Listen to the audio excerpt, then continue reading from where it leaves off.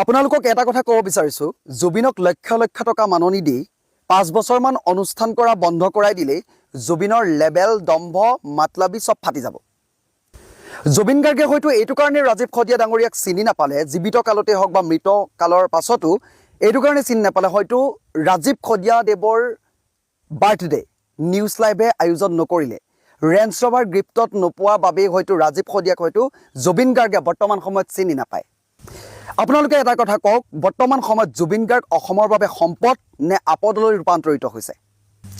এটা কথা ক'ব বিচাৰিছোঁ, জুবিন গাৰ্গ ডাঙৰীয়াক হয়তো জীৱনকালত 30,000 গান গাব পাৰে, কিন্তু ৰাজীৱ খদিয়া ডাঙৰীয়াৰ 30টা গানে যথেষ্ট জুবিনৰ লগত ফেৰ মাৰিবৰ বাবে।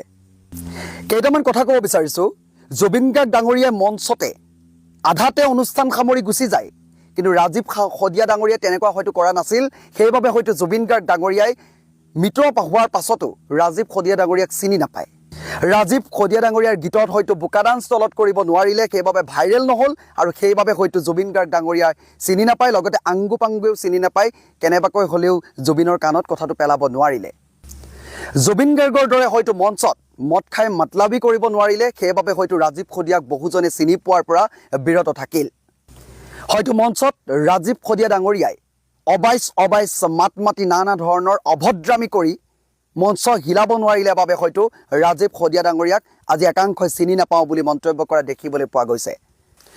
এইখিনিতে এটা কথা উল্লেখ কৰিব বিচাৰিছোঁ, জুবিন গাৰ্গ ডাঙৰীয়া যদি ৰাজীৱ খদিয়া ডাঙৰীয়াক চিনি নাপাইছিলে তেতিয়াহ'লে 4 ডিচেম্বৰ 2015 তেখেতৰ পেজটো চাগে তেখেতেই চলায় বা অন্য কোনোবাই চলায়, কিন্তু জুবিন গাৰ্গ ডাঙৰীয়াৰ একাউণ্টৰ পৰা আপোনালোকে চাই লওক, 4 ডিচেম্বৰ 2015 এই যি এলবাম ওলাইছিলে, এই এলবামটোত একেলগে তেখেতলোকে গীত কৰিছিলে।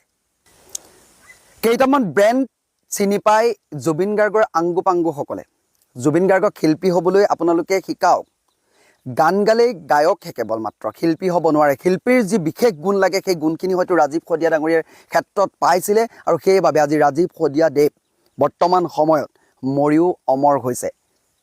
ইমান তীৰ্যক আৰু ঘৃণনীয় মন্তব্য কৰিবৰ বাবে এজন শিল্পীৰ প্ৰতি অকণো বেয়া নালাগিলনে? বাৰে বাৰে কথাটো মনলৈ আহিছে, প্ৰতি দুখ লাগিছে। জুবিন গাৰ্গৰ পৰা অন্তত কোনো অসমবাসীয়ে এনেকুৱা ধৰণৰ মন্তব্য আশা কৰা নাছিলে। অসমৰ সম্পদ বুলি ভবা হয় জুবিন গাৰ্গক। হয়, জুবিন দাক মই সমালোচনা কৰা নাই, কিন্তু জুবিন দাক শুধৰণি হোৱাৰ সময় সমাগত। ইয়াৰ পূৰ্বেও মই কেইবাবাৰো ভিডিঅ' বনাইছোঁ বা বিভিন্নজনে বনাইছে, কিন্তু তাৰ মাজতে মই এজন। কিন্তু জুবিন দাক সলনি হোৱাটো সকলোৱে কাম্য কৰে। আপুনি এটা কথা মন কৰিব, জুবিন দাক কোনেও হেৰুৱাব নিবিচাৰে। জুবিন দা হৈ থাকক। জুবিন দাই সমাজৰ বাবে যিমানখিনি কৰিছে আমি সেয়া ডিনাই কৰা নাই। জুবিন দাই দুখীয়া মানুহক দান কৰে, সেয়া আমি ডিনাই কৰা নাই। কিন্তু জুবিন দাই কি শিক্ষা দিবলৈ গৈ আছে, কি ক'বলৈ গৈ আছে, সমাজখনক কি এটা বাৰ্তা দিবলৈ গৈ আছে?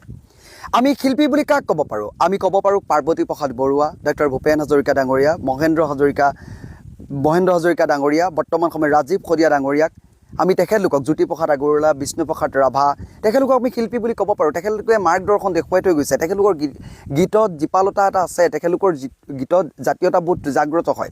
কিন্তু জুবিন দাই গান গালে কি হয়? বোকা বোকা ডেন্স কৰিবলৈ মন যায় সকলোৰে। ৰাজীৱ খদিয়া ডাঙৰীয়াৰ যি গীত আছিলে, সেই গীত গালে মানুহৰ মন প্ৰাণ তেজ উঠলি উঠে, জাতীয়তাবোধ জাগ্ৰত হয়। কিন্তু জুবিন দাৰ গীতত কি হয়? কেৱল মাত্ৰ অকণমান নিচা পানী সেৱন কৰি বোকা ডেন্স কৰিবলৈ সকলো ওলাই আহে। আৰু সেইসকলেই আজি আহি ভিডিঅ'টো বনোৱাৰ পাছত লাংগু পাংগুৱে কমেণ্ট কৰা ষ্টাৰ্ট কৰি দিলে। মই কি জুবিন গাৰ্গক ভাল নাপাওঁ নেকি?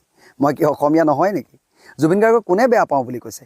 কিন্তু জুবিন দা বৰ্তমান সময়ত তেখেতৰ যোনটো স্থিতিত থাকিব লাগিছিলে তেনেধৰণে থাকিব পৰা নাই। এইটো কথা ক'ব বিচাৰিছোঁ, স্থান কাল পাত্ৰ ভেদে মানুহে কথা কোৱাটো ভাল, আৰু তেনেকুৱা এজন ব্যক্তিয়ে, সমাজ জীৱনৰ লগত সন্মুখভাগত থকা এজন ব্যক্তিয়ে এনেধৰণৰ মন্তব্যবোৰ কৰিলে বেয়া দেখি, সেইবাবেহে মই ভিডিঅ'টো প্ৰস্তুত কৰিছিলোঁ। বেলেগ একো মোৰ ইণ্টেনশ্যন নাছিলে।